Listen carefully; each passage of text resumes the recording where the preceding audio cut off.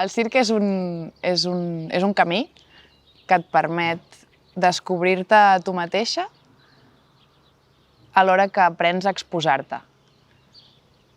Dic descobrir-te a tu mateixa perquè treballes amb el teu cos i per treballar amb el teu cos has de treballar també amb les teves emocions i amb la teva dimensió mental. Per tant, per mi és un camí de creixement molt potent que no es queda en tu, sinó també quan fas espectacles o fas projectes i comparteixes aquest procés, doncs passen coses molt boniques. I arribo per una lesió també. Sempre per naturalesa m'ha agradat molt moure'm. Havia fet judo, karate i bàsquet i tenia una lesió al peu que no era gaire bo que fes esports d'impacte. Llavors, a Moià feien trapezi i vaig provar-ho i em va agradar molt. Des de que el segon d'ESO crec que feia, des de llavors que m'he anat penjant el trapezi.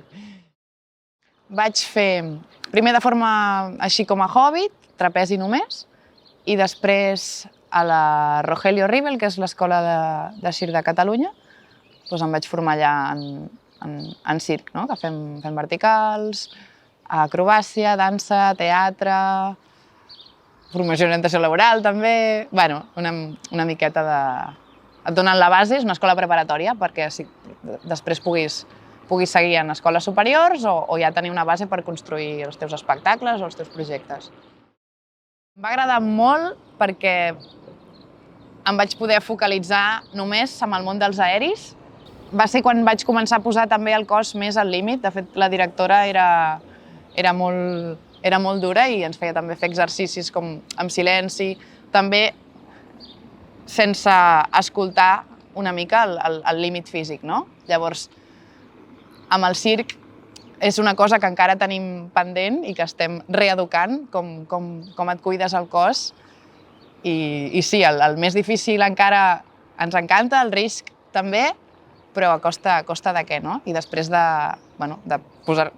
donar-li molta canya al cos, doncs sempre et queden seqüeles, no? Llavors ara és entendre el circ sense haver d'arribar tan al límit. I hem vist que la por s'educa. Llavors, realment has d'educar el teu cap per dir-li que no és perillós, que facis el que facis. Llavors, per aprendre o per executar físicament trucs que sí que tenen certa dificultat i cert risc, és molt important treballar amb educatius i anar com escalonant el risc a poc i anar assegurant cada petit pas, perquè llavors quan ho intentes de veritat, doncs ja et surt, no? Però no pots intentar-ho de veritat de cop sense haver-te garantit que els passos petits els tens. Ho decideixo al batxillerat. Primer pensava que volia ser professora d'educació física i per estudiar per la selectivitat em vaig treure totes les extraescolars, entre elles el trapezi. Llavors no estava fent res per cuidar això ni estava físicament activa. I va ser arrel de veure un vídeo del Cirque du Soleil, de veure les trapezistes volant, que em va agafar molta tristor per ser conscient que no estava fent res perquè això fos possible en mi, no? I allà vaig decidir que havia de ser-hi a la meva vida molt present, encara que no sabia la manera ni havia de ser només artísticament, però sí que volia dedicar-hi energia. Depèn molt.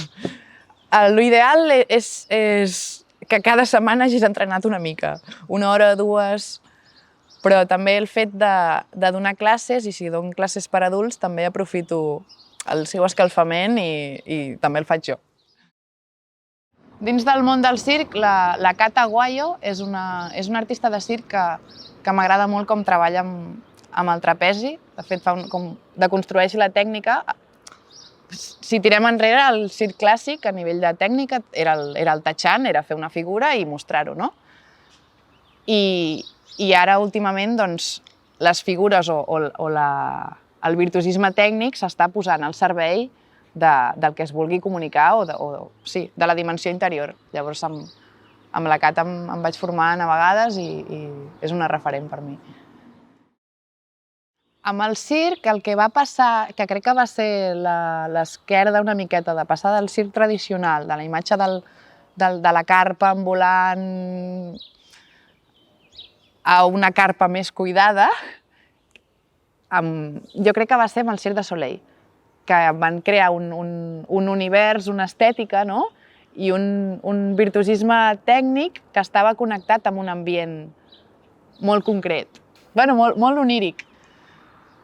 I jo crec que van ser els referents una mica de circ contemporani. Llavors, tenim referents, però referents concrets, de tècniques concretes, no hi ha un referent potent que ho abarqui tot, no? Precisament per això, perquè el circ té molts calaixets, no? I bueno, tenim aquí, de clowns tenim el Tortell Poltrona, que ha obert camí al Rivel, l'escola de circ Rogelio Rivel era el germà del Charlie Rivel, no? Un es va dedicar més al clown i l'altre a la formació. Llavors, anem tenint referents, però també ens els hem d'inventar i tenir suport una vegada que algú arriba a un lloc nou, doncs que se li doni suport. És utilitzar el circ com a eina per tal de treballar diferents valors humans. Amb això el que vull dir és que quan ensenyes circ, igual que quan ensenyes qualsevol altre esport, és molt important que la persona aprengui a nivell físic, tingui aquestes aptituds per fer el que hagi de fer, no? Llavors, amb el circ, com que per fer el que has de fer apel·la, per mi, l'organisme sencer, no? La dimensió emocional, la dimensió mental i la dimensió física, doncs estàs treballant moltes coses de la persona, encara que la persona no n'estigui sent conscient. I això té un impacte en la persona i després, si hi ha una mostra, també té un impacte en el seu entorn. El lema de tothom hi té cabuda, perquè no hi ha una disciplina única, no? Hi ha trapezi, hi ha equilibri sobre persones, en el qual, doncs, si hi ha una persona molt més ruda, molt més sòlida, que potser no es veu fent cosetes més fines, doncs és portora i és igual de vàlid que la persona que es posa sobre seu i marca la figura, no? O hi ha els malabars, hi ha les verticals. Tothom troba una tècnica en la qual li és més fàcil i és més bona, llavors s'acompanya que desenvolupi les habilitats en això. Treballo amb molts col·lectius, des d'infants de 5 anys fins gent gran de 89, que a l'Ateneu estem en un projecte que es diu es diu Gran Circ, perdó, i fem circ amb elles, llavors tots els perfils. Evidentment, la tècnica s'adapta a la persona, vull dir, el trapezi es posa més baixet i pugen igualment. Ells ho disfruten molt, també perquè els hi deixem l'espai perquè facin coses i també canvin simplement l'altura. El fet de pujar en una bàscula o estar sentada en un trapezi, ja estàs a una altura que en la teva quotidianitat no és corrent. I això ja els estimula i els fa sortir del seu món i es troben fent coses que no sabien que sabien fer. Tòxica Circ és una associació de circ que vol apropar la cultura del circ pel Vallès.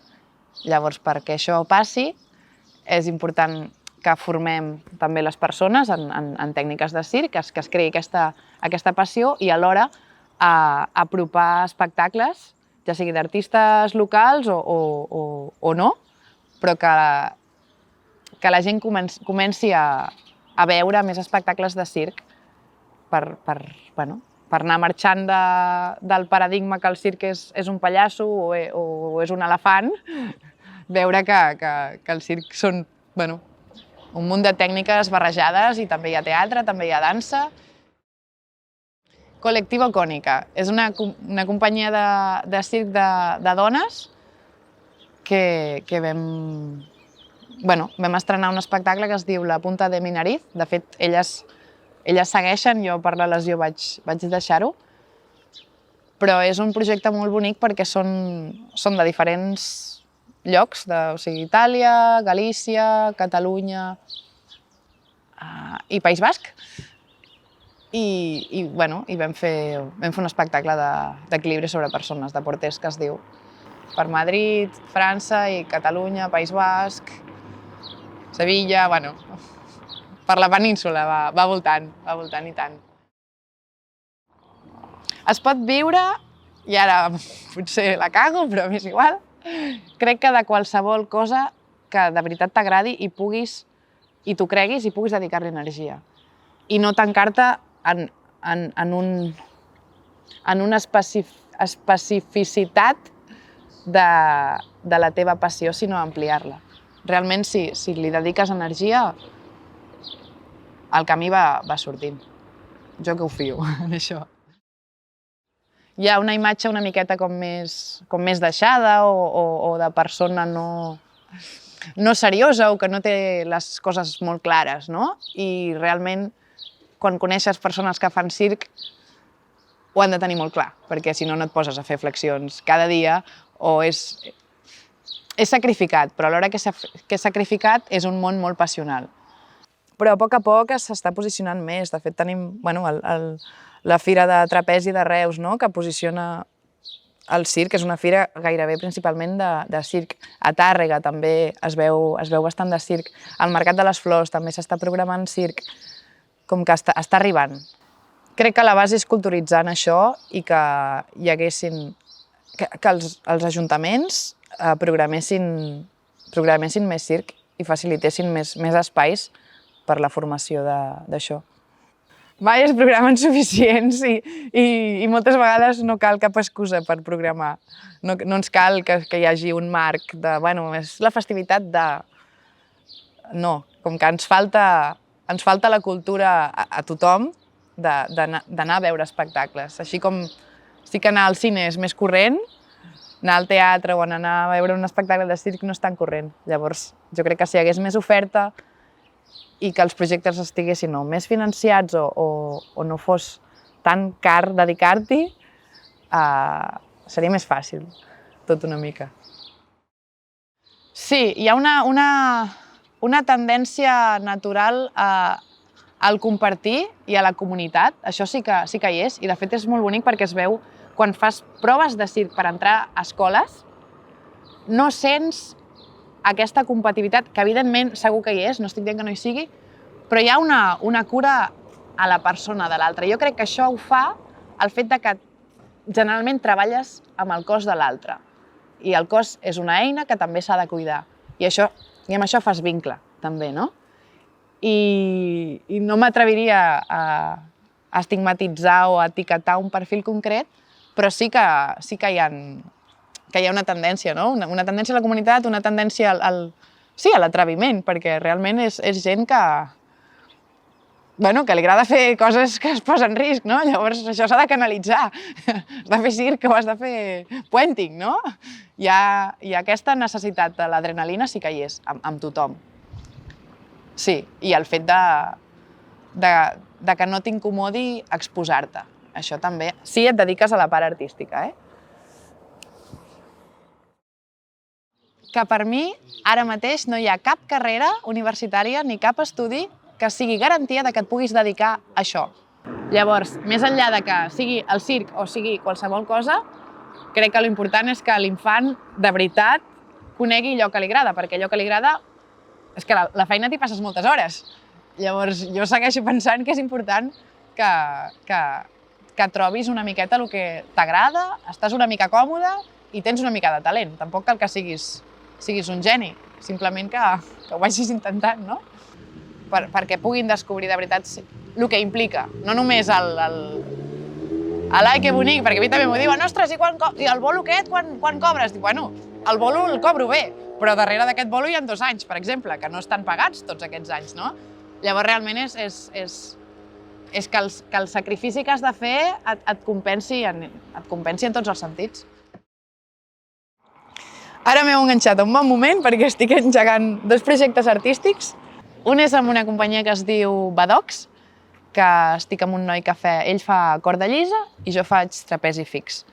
Llavors estem en residències artístiques, de fet la setmana que ve en tenim una a Calestruc, una fàbrica de creació de circ a Sabadell, i amb aquest projecte l'estem ara...